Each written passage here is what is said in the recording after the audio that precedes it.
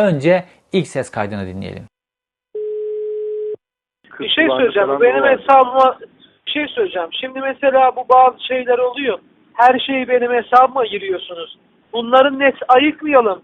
Ben de ne harcadığımı bileyim.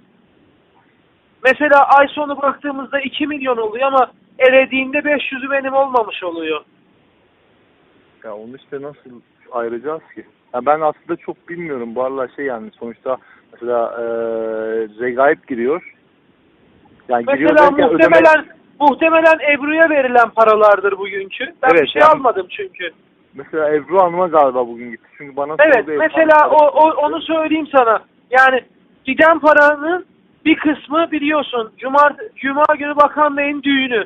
Bir kısmı onun orkestra, ses tesisat masrafı.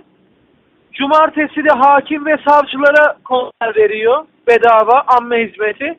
Bir kısmı da onun yol masraf konaklama orkestra. Tam ayrıntısını biz bilmiyoruz ki işte. Bilmeyince de Ebru Hanım'a gittiği için direkt senin hesaba geçiyorlar. Ya o ayrıntıyı işte söylemek lazım yani. Söyleyince mesela veya 75.000 TL bir yere çanta almışlar. O büyük beyefendinin hanımı gitmiş. Büyük beyefendinin hanımın ama.